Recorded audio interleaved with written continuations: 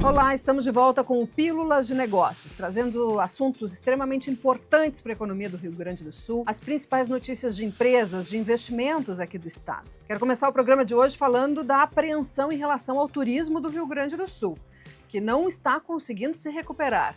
Tem alternado meses de crescimento, de queda, e não consegue voltar nem perto ao patamar de antes da enchente do ano passado. Nós estamos abaixo de abril, 21% praticamente abaixo de abril, segundo o IBGE. Esse é o patamar, é o nível. Por mais que o crescimento semestral tenha sido positivo, tenha sido um crescimento, é em cima de uma base bastante baixa. E não foi o suficiente para recuperar, então, o patamar anterior da enchente do ano passado. Esses são dados oficiais divulgados pelo IBGE todos os meses e que a coluna acompanha bastante. Para ter uma ideia, nós estamos 20,9% abaixo de abril de 2024, que foi um pico histórico, mas era um patamar que o turismo gaúcho tinha alcançado. E o ideal era que mantivesse e até avançasse ainda mais. E essa apreensão não é só nossa, é uma apreensão de outras instituições, dos chamados trades turísticos. É exatamente a baixa ocupação, abaixo do esperado, que está provocando todo esse debate que nós estamos acompanhando em Gramado. Quando a cidade, assim como Canela, região das Hortênsias, está se questionando qual é a sua essência do turismo, que turismo querem para a região das Hortênsias, e levou à suspensão temporária, inclusive de novos projetos de hotéis, de restaurantes em algumas áreas, para que se discuta como oferecer a infraestrutura para isso. Interessante esse debate.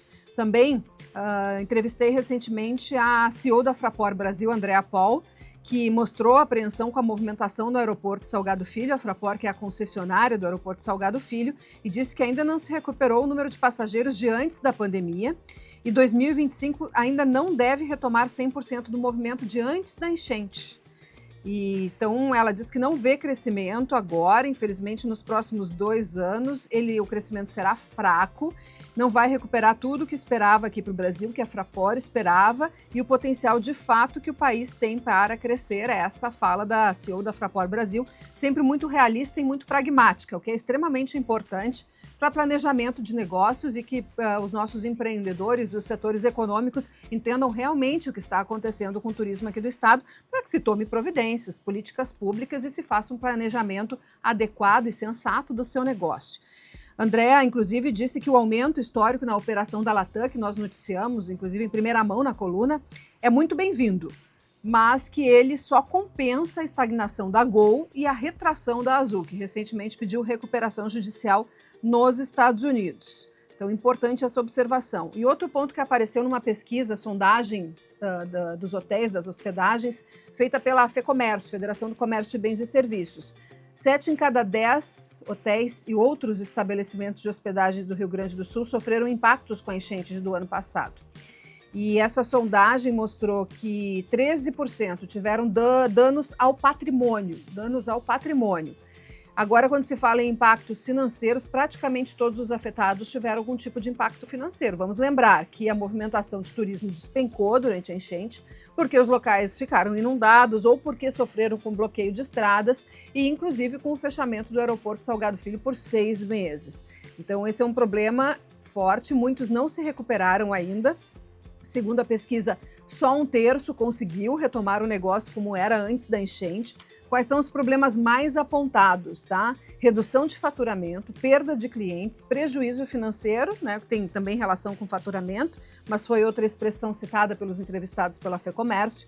Infraestrutura do bairro, município, estado ainda não totalmente reparada, prejuízo patrimonial e dificuldade para pagar os empréstimos que foram tomados por conta da enchente. Esse foi um dos motivos também apontados nessa sondagem da FEComércio.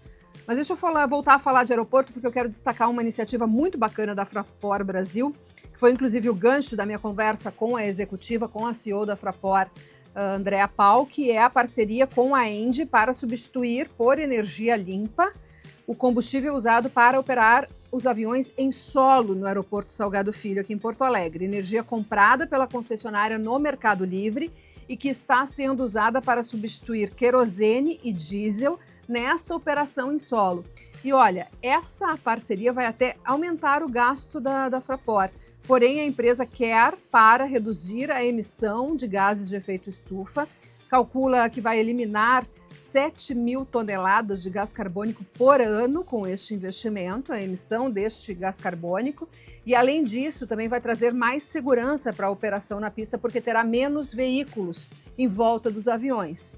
Então estes são os objetivos principais deste investimento que a Fraport Brasil está fazendo, e como vocês sabem, acompanham aqui o Pílulas de Negócios, nós temos um carinho especial por empresas que investem em transição energética, substituindo combustíveis fósseis por combustíveis de origem de fonte renovável. E para fechar, uma grande notícia que é o ITEC, Instituto de Tecnologia e Computação, que será construído na Freeway, às margens da Freeway, no condomínio, no bairro planejado Prado, bairro Cidade, em Gravataí.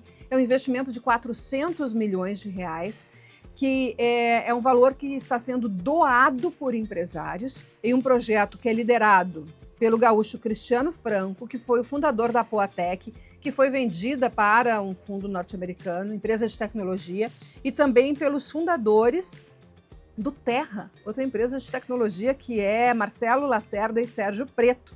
Esses empresários, então, estão capitaneando, junto com outras instituições, esse investimento que formará cientistas da computação. Jovens, a maioria deles, 70% mais ou menos, será formada por bolsistas, ou seja, vão ganhar o ensino, vão ganhar alimentação e moradia para a graduação em computação, fora todo o cuidado pedagógico no currículo para que esses jovens tenham, possam desenvolver o seu potencial. Eles vão morar no local, é um complexo muito bacana, como vocês podem ver nas imagens, e eles vão ter todo um suporte para serem profissionais que sejam o futuro da nossa tecnologia no Brasil. É um empreendimento que eu fiquei encantada e vou acompanhar com vocês todo o andamento dele.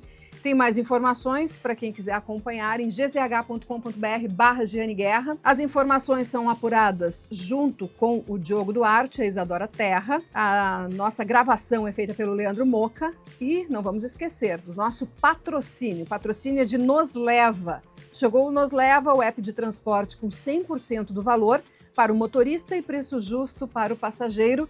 Baixe já. Até semana que vem.